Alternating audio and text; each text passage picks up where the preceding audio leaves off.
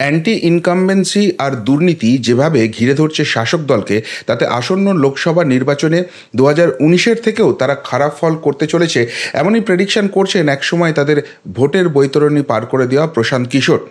এবং সেখানে বিজেপি যেভাবে ঘর গুছিয়ে একের পর এক হেভিওয়েট প্রার্থী ময়দানে নামিয়ে প্রচারে ঝড় তুলে যেভাবে খেলাটাকে ঘোরাচ্ছে, তাতে করে তৃণমূল কংগ্রেস বোধহয় সিঙ্গেল ডিজিটে চলে আসতে পারে এমনও ভাবনা কাজ করছে বেশ কিছু রাজনৈতিক বিশেষজ্ঞের মাথায়।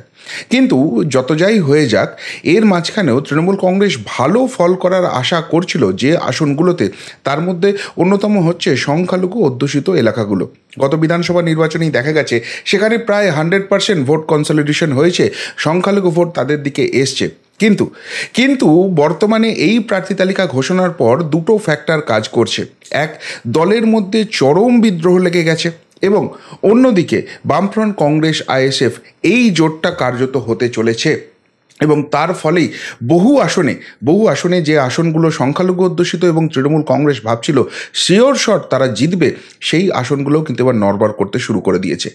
এখন দুটো কথা শোনা যাচ্ছে। এক, বামফ্রন্ট কংগ্রেস এবং আইএসএফের জোট বিষবাও জলে, একে অপরের কাছ থেকে এমন সংখ্যক আসন দাবি করছেন, সেই জায়গা থেকে জোট প্রক্রিয়া এগোবে কিনা সেই নিয়ে ধোঁয়াশা হচ্ছে। বামফ্রন্ট হয়তো দুদিনের মধ্যেই প্রার্থী ঘোষণা করে দেবে, কংগ্রেস আইএসএফ কী করবে এখন বোঝা যাচ্ছে না। অন্যদিকে অনুপ্রাণিত সংবাদ মাধ্যম থেকে খবর সংগ্রহ করে জানা যাচ্ছে যে কংগ্রেস নাকি সরাসরি তৃণমূলের সঙ্গে লড়াইয়ে যেতে চায় না। যে দুটো আসন তারা গতবার জিতেছিল সেই দুটো আসনেই তারা ঝাঁপাবে, বাকি যে আসনগুলো আছে সেখানে তৃণমূলের সঙ্গে তারা বন্ধুত্বপূর্ণ লড়াই করবে, যাতে করে বিজেপির থেকে তৃণমূলের আসনটা যাতে কিছুতেই না কমে, সেটা সর্বভারতীয় ক্ষেত্রে নাকি দরকার আছে। কিন্তু কিন্তু যখনই আমরা বামফ্রন্টের অন্দরমহলে কান পাচ্ছি, আইএসএফের অন্দরমহলে কান পাচ্ছি, এমনকি কংগ্রেসের অন্দরমহলে কান পাচ্ছি, সেখানে কিন্তু অন্য গল্প শোনা যাচ্ছে। তারা বলছেন যে 2024-এর যে লোকসভা ইলেকশনটা হচ্ছে এটা ট্রেলার, আসল পিকচার তো তারপরে শুরু হবে। এই নির্বাচনে সত্যিই যদি তৃণমূল কংগ্রেস সিঙ্গেল ডিজিটে নেমে আসে, তাহলে সরকার তারা টিকিয়ে রাখতে পারবে না 2026 অবধি। দলটা খান খান হয়ে ভাঙবে, এবং খুব অবভিয়াসলি একটা বড় অংশ বিজেপির দিকে যাবে। কিন্তু এমন একটা অংশ থাকবে যারা কিছুতেই বিজেপির সঙ্গে যেতে পারে না, তারা তো হয় যাবে বামফ্রন্টে, নাই যাবে কংগ্রেসে, নাই যাবে আইএসএফে। এবং সেই জায়গাটাকে যদি মজবুত করতে হয়, তাহলে এবারে 24-এর নির্বাচনে কিন্তু এই তৃণমূল কংগ্রেসকে চরম হ্যাঁচকাটান দিতে হবে। আর তাই তাই এমন এমন অঙ্ক হচ্ছে, এমন 11টা আসনে বামফ্রন্ট কংগ্রেস ঝাঁপাতে চলছে, তাতে তাতে দুটো শিওর শট আসন তো তাদের দিকে বেরোচ্ছেই। একটা বামেদের দিকে যেতে পারে, একটা কংগ্রেসের দিকে যেতে পারে। এর পাশাপাশি অন্য আসনগুলোতেও তৃণমূল কংগ্রেসের অবস্থান রীতিমতো নড়বড়ে হয়ে যাচ্ছে। সবথেকে বড় কথা, বেশ কিছু আসন ত্রিশঙ্কু লড়াইয়ের ফলে বিজেপি বাজিমাত করে বেরিয়ে যেতে পারে। আর যে আসনগুলোতে বামফ্রন্ট বা কংগ্রেস পেনিট্রেট করবে যাতে তৃণমূলের শিরদাঁড়া দিয়ে একটা স্রোত বয়ে যায়, সেই আসনগুলোতে বিজেপির বেসিক্যালি হারাবার কিছু নেই।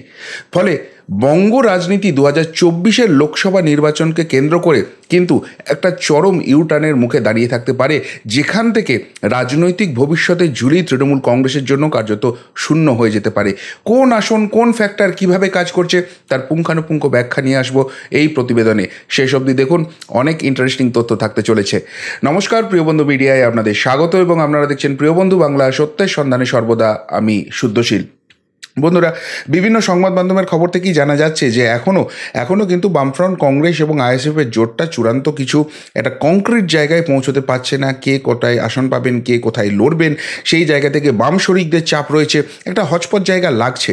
কিন্তু যেটা শোনা যাচ্ছে যে দিন 2-3-এর মধ্যেই কিন্তু এই সমস্ত কিছু সর্ট আউট হয়ে যেতে পারে, এবং সেই জায়গা থেকে বামফ্রন্ট কংগ্রেস আইএসএফ তারা বাস্তব ভিত্তিটা বুঝছে, এবং সেই জায়গা থেকে তাদের একটাই উপলব্ধি যে 42টা আসনে তারা অবশ্যই লড়বে, কিন্তু জেতার জন্য ঝাঁপানো সবকটা আসনে সম্ভব নয়, এবং করেও সেটা খুব একটা লাভ হবে না।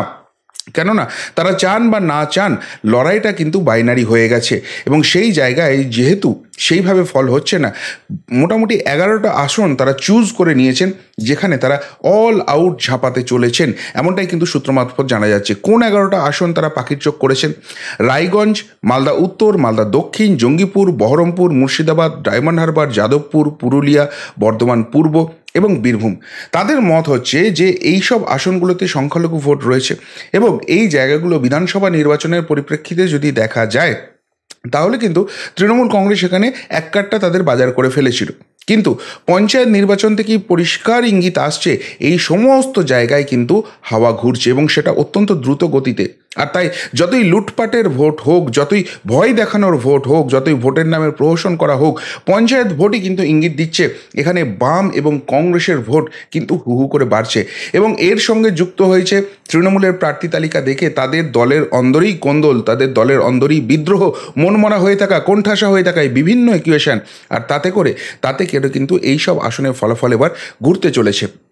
তবে এই 11টি আসনকে প্রাইমারি বেছে নেওয়া হলেও কোন আসনে কারা ঝাঁপাতে পারে, যেটুকুনি প্রাথমিক সূত্র অনুযায়ী জানা যাচ্ছে কংগ্রেস 5টি আসনে ঝাঁপাতে পারে। সেটা হচ্ছে বহরমপুর, মালদা দক্ষিণ, যে দুটো তারা গতবারে জিতেছিল, এর পাশাপাশি জঙ্গিপুর, রায়গঞ্জ এবং পুরুলিয়া। এই 5টি আসন কার্যত কংগ্রেসের পাখির চোখ, সেখান থেকে তারা কিন্তু ভালো ফল করার একটা আশা করছে। অন্যদিকে বামফ্রন্ট এবং আইএসএফ কোন আসনগুলোর দিকে ঝাঁপাচ্ছে?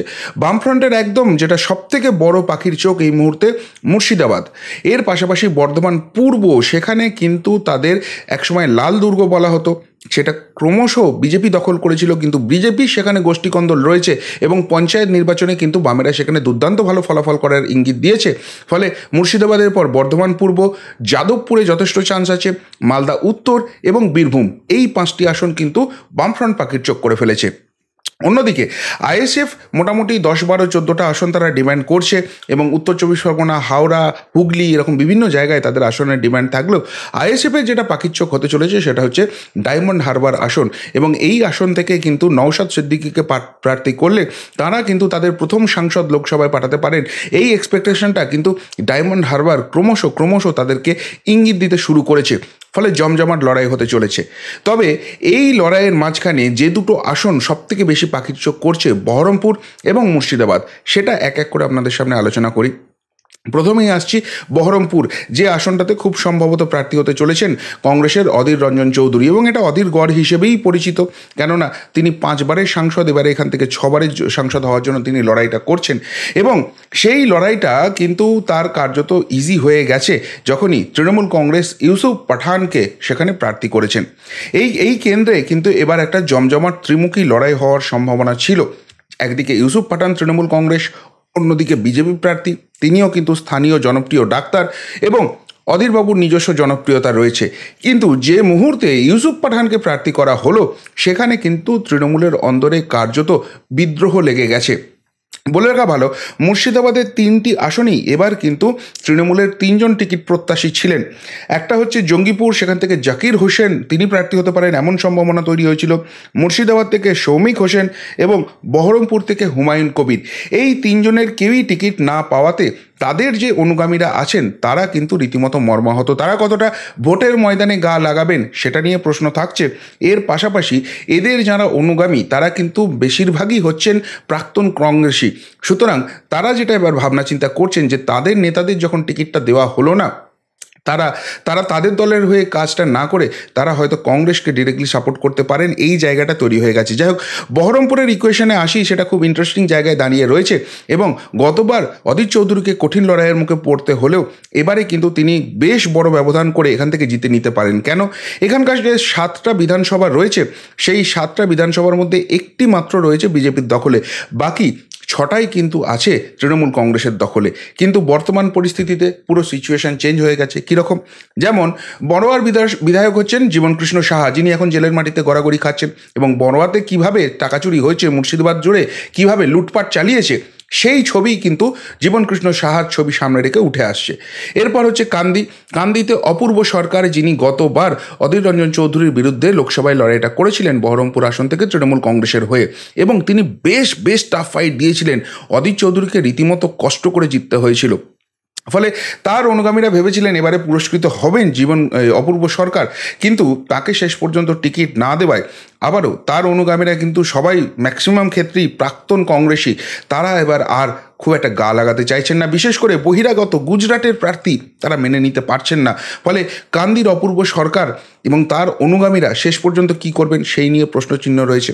ভরতপুরের হুমায়ুন কবির, তিনি তো সরাসরি বিদ্রোহী, বলেছেন তৃণমূলকে হারিয়ে তিনি ছাড়বেন এখান থেকে, এবং তার সাথ দিচ্ছেন রেজিনগরের রবিল আলম চৌধুরী, তিনিও কিন্তু বিদ্রোহী, সেই দলেও তিনি নাম লিখিয়েছেন।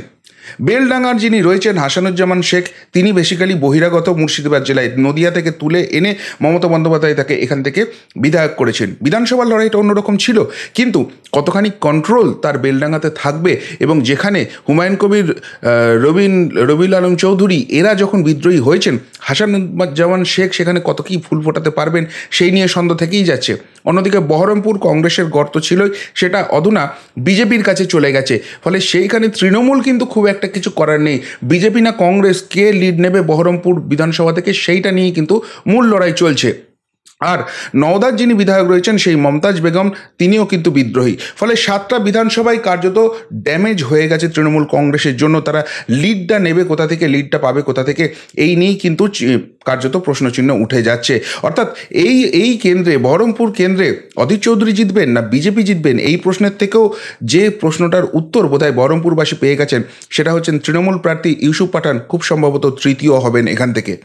এর পরের আসন যেটা নিয়ে বলবো, যেটা বামেরা কার্যত পাখির চোখ করে নিয়েছেন, মুর্শিদাবাদ।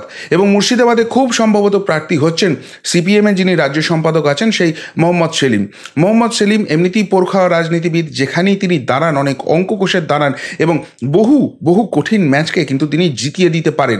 কিন্তু সেই মুর্শিদাবাদেও তৃণমূল কংগ্রেসের 6জন বিধায়ক রয়েছেন, একজন সেখানে বিজেপির বিধায়ক রয়েছেন, কিন্তু আবারও বহরমপুরের মতোই মুর্শিদাবাদ কেন্দ্রও কিন্তু কার্যত ড্যামেজ কেন্দ্র হয়ে গেছে। যেমন ভগবান বলা, সেখানকার বিধায়ক ছিলেন ইদ্রিস আলী, তিনি প্রয়াত হয়েছেন, ফলে সেখানে কিন্তু খুব একটা কন্ট্রোল নেই। রানীনগর সৌমিক হোসেন, তার অনুগামীরা মর্মাহত, তারা ভেবেছিলেন যে এই আসন থেকে এবার বোধহয় সৌমিক হোসেনকে প্রার্থী করা হবে, সেটা হয়নি।